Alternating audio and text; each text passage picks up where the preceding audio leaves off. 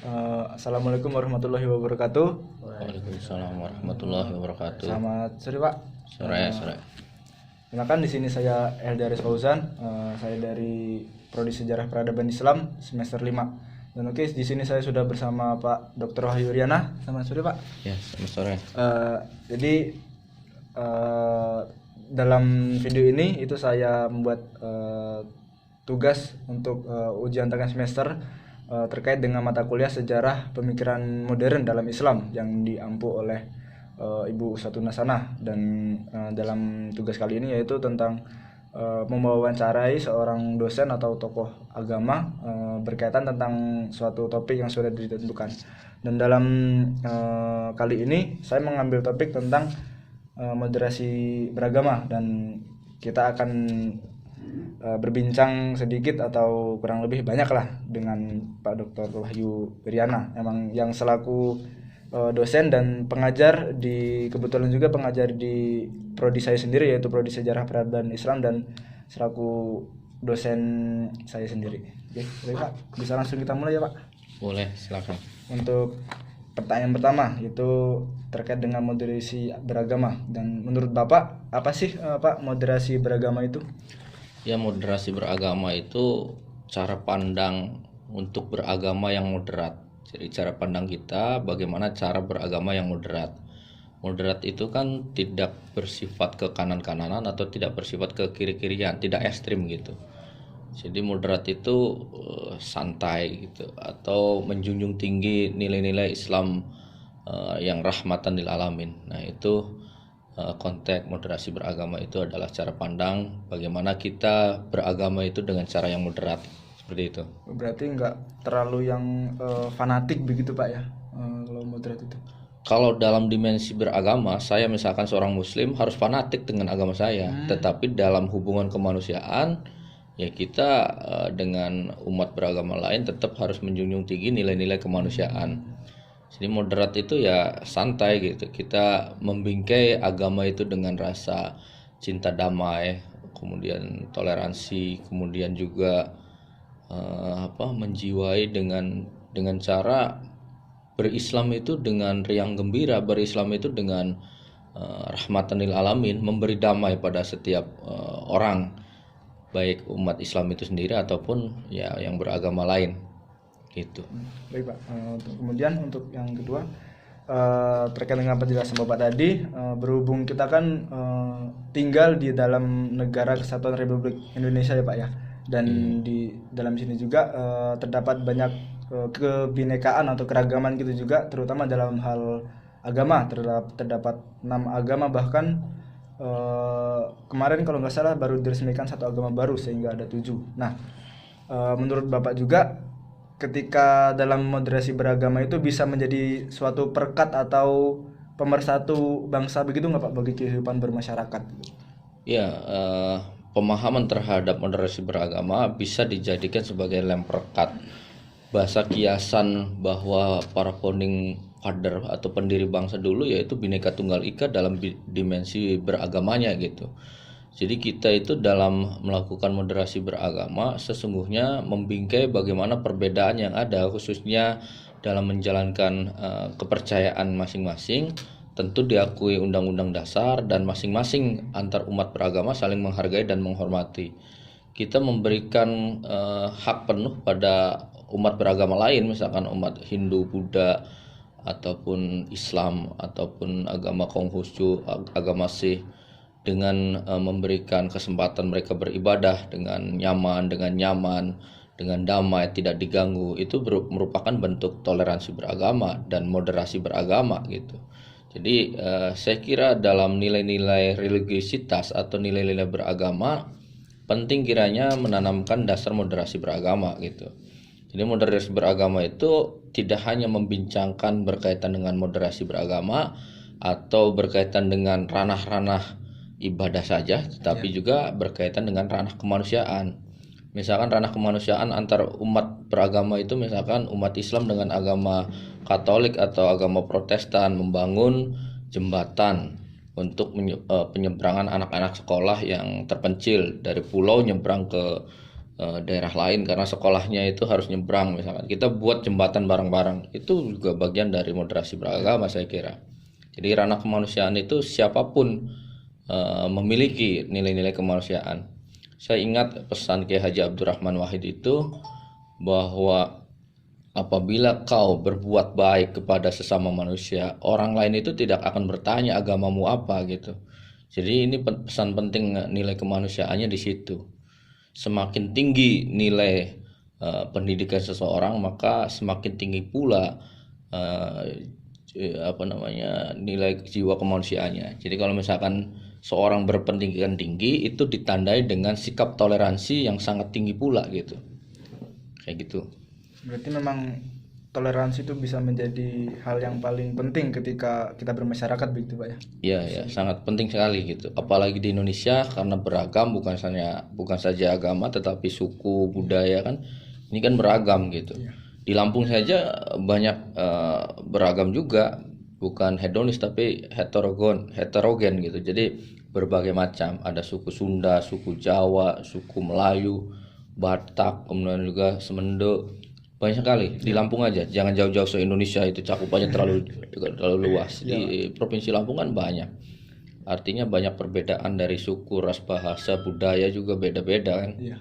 Tapi dimensi itu yang menyatukan adalah nilai toleransi, nilai tepus liro, kemudian juga semangat menjunjung tinggi kesepakatan para pendiri bangsa untuk mewujudkan kemajuan berbangsa dalam kancah nasional ataupun internasional. Itu yang paling penting saya kira. Ya, Pak. Baik Pak, yang selanjutnya itu ketika tadi moderasi bisa kita pakai dalam kehidupan masyarakat dengan cara yang toleransi khususnya. Tapi kalau kita tinjau dari sudut pandang agama nih Pak, khususnya tercantum dalam surat Al-Kafirun ayat 6 yang berbunyi lakum dinukum waliyatin, atau artinya yang untukmu agamamu dan untukku agamaku. Nah itu ketika kita melihat dari situ, itu sebenarnya seperti apa Pak kalau kita tinjau dalam kehidupan toleransi beragama gitu Pak? Konteks ayat itu sebenarnya kalau misalkan lihat asbabun nuzulnya, jadi asbabun nuzul itu sebab musabab ayat itu turun, yaitu ketika Kanjeng Nabi berdakwah dari Makkah dan Madinah khususnya ya, itu wilayah akidah kemudian muamalah kemanusiaan itu dibagi.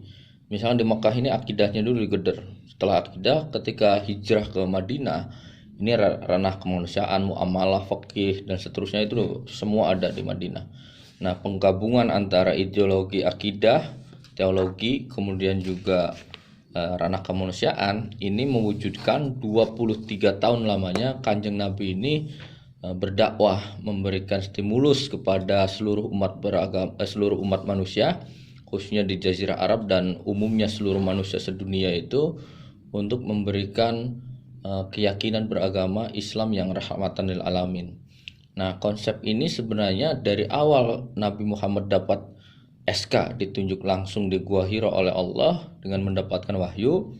Ini adalah tugas yang diemban dari Nabi Muhammad sebagai visi besar, yaitu berdakwah, memuliakan manusia, memanusiakan manusia.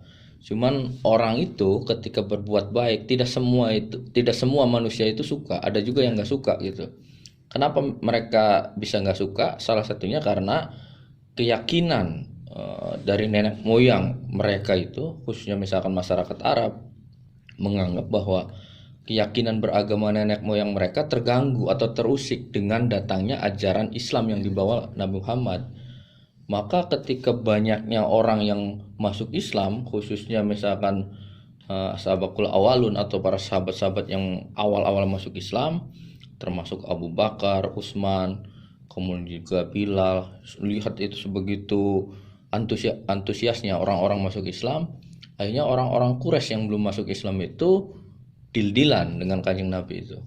Oke Muhammad, hari ini mau nggak? Kalau misalkan saya pengen ngikutin ibadahmu, misalkan sholat, saya ikuti sholatmu sehari ini. Dengan syarat Anda pun besok nanti gantian.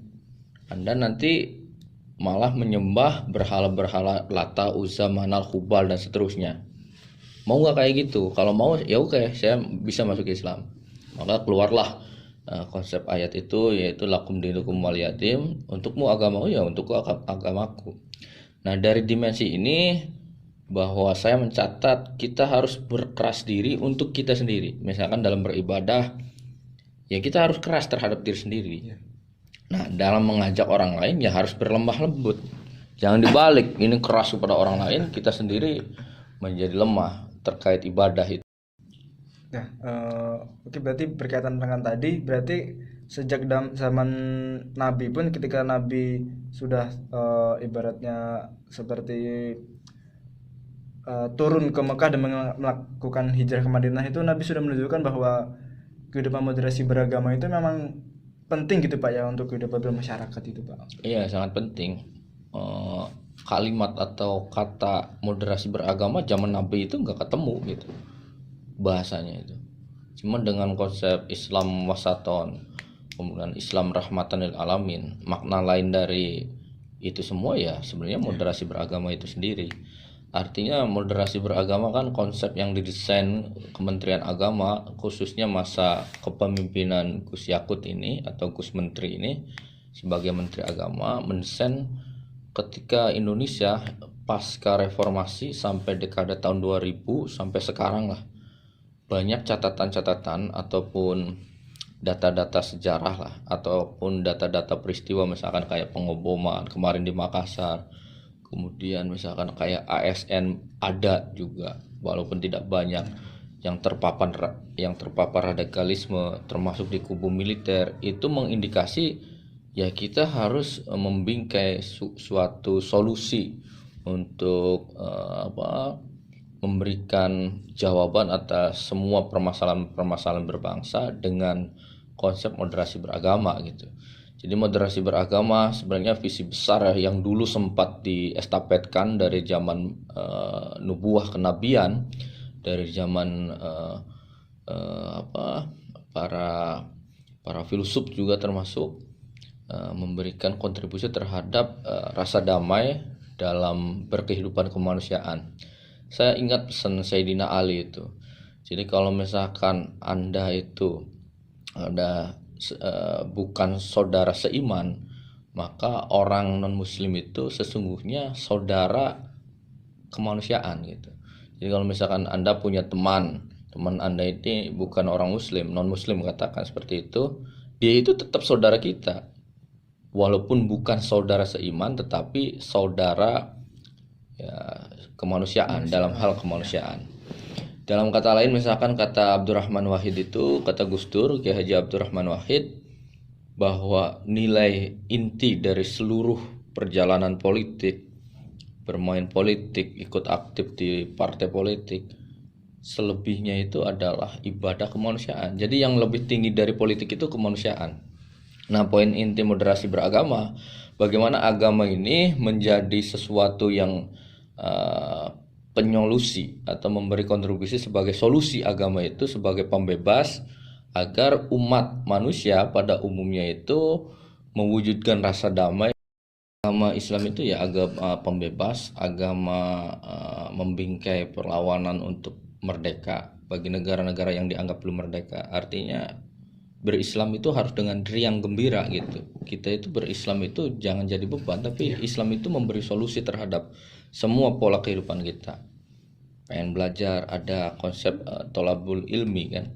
Jadi ketika kita misalkan dari kosan, dari rumah datang ke kampus ini, niatnya tolabul ilmi, belajar. Di tengah jalan, naudzubillah min dalik, itu tabrakan sampai meninggal istilahnya. Nah, dia itu masih dianggap syahid gitu. Artinya udah dijamin masuk surga ketika dia meninggal di jalan itu. Karena apa? Sedang menuntut ilmu. Nah, jadi jihad itu bukan hanya perang saja. Ketika menuntut ilmu di jalan tabrak mobil gitu atau kecelakaan sampai meninggal, dia itu masuk surga, dijamin itu. Kemudian dimensi yang lain bahwa ketika moderasi beragama ini diterapkan, kesadaran berpikirnya bahwa manusia itu masing-masing kita menganggap benar kan agamanya, kita sebagai orang muslim ya pasti kita yang paling benar sebagai orang Islam, itu penting. Jadi konsep tadi itu fanatik gitu bagi agama kita sebagai muslim harus fanatik itu. Untuk diri kita sendiri harus keras. Tapi untuk orang lain ya tidak boleh gitu menunjukkan bahwa kita yang paling benar itu kepada orang lain atau orang yang beragama lain, itu yang nggak boleh. Contohnya pemaksaan gitu Pak ya. Iya, termasuk misalkan orang Kristen, mereka berhak bahwa agama mereka yang paling benar bagi mereka gitu. Iya. Tapi bagi kita ya agama Islam yang benar. Di Madura contohnya, mereka nggak sholat, ketika puasa ya makan, ngerokok gitu segala macam. Tetapi ketika agama Islam diusik, ya mereka berani misalkan bawa celurit untuk ngacak-ngacak orang yang ngomongnya. Nah, yang kayak gini-gini ini fakta di lapangan memang ada. Jadi di Indonesia itu menurut saya unik. Dulu misalkan ada PKI ya, Partai Komunis Indonesia. Kalau di luar negeri yang namanya orang komunis itu pasti ateis. Iya. Nah, di kita yang masuk PKI rata-rata itu, mohon maaf, banyak juga orang Islamnya. Misalkan Muso itu anaknya Kiai, dipanggilnya juga Gus Muso. Jadi Muso juga anaknya Kiai. Aidit juga bapaknya itu ya menak Islam. Tan Malaka yang dianggap orang itu sosialis komunis, walaupun Tan Malaka sendiri akhirnya dalam tanda kutip keluar dari Partai Komunis. Dia itu keturunan beliau itu seorang datuk. Ini datuk itu kalau di kita itu mungkin syekh atau ulama atau kiai lah. Nah, dia hafal Quran sampai usia 12 tahun. Nah, ini unik di Indonesia. Ideologi apapun ketika masuk di Indonesia ini lebur. Artinya ideologinya itu ideologi PKI ala Islam gitu. PKI ala Indonesia maksud saya gitu. Atau misalkan ada HTI, Hizbut Tahrir itu di Afghanistan dikejar-kejar, di Mesir itu dianggap ideologi terlarang. Di Indonesia polanya beda, walaupun akhirnya HTI dibubarkan kan, Hizbut Tahrir itu. Nah, ideologi apapun ketika masuk di Indonesia akhirnya lebur gitu. Nah, jadi seolah-olah ada filtrasi dari ideologi di Indonesia. Ini uniknya Indonesia itu. Maka moderasi beragama merupakan salah satu solusi di antara solusi yang lain untuk menyikapi gerakan-gerakan intoleran, gerakan-gerakan yang bersifat teror terhadap kemanusiaan, atau gerakan sempalan orang-orang kelompok-kelompok radikal yang menganggap mereka paling benar tentang beragama ataupun berkemanusiaan. Ini harus dijembatani dengan kontra narasi yang disebut dengan moderasi beragama. Seperti itu ya. Ya Pak. Berarti intinya kalau bisa saya ambil dari perbincangan kita tadi Pak tentang moderasi beragama itu memang bukan hanya penting untuk kehidupan bermasyarakat dan pemersatu bangsa ya Pak ya, tapi juga sebagai solusi yang penting juga untuk menyikapi terhadap perilaku intoleran dan yang bersikap teror terhadap kemanusiaan gitu Pak. Ya, kurang lebihnya mungkin seperti itulah kira-kiranya. Ya, mungkin begitu teman-teman, dan terima kasih Pak atas Sama-sama meluangkan waktunya. Oke. Dan ini menurut saya juga sangat jelas dan sangat gamblang ya penjelasan dari Pak Wahyu Iriana ini, emang selaku dosen panutan saya juga ini. Oke, terima kasih, mungkin cukup. Terima kasih Pak. Ya, sama-sama. Sekali lagi saya akhiri. Wabillahi taufiq wal hidayah. Wassalamualaikum warahmatullahi wabarakatuh. Assalamualaikum warahmatullahi wabarakatuh.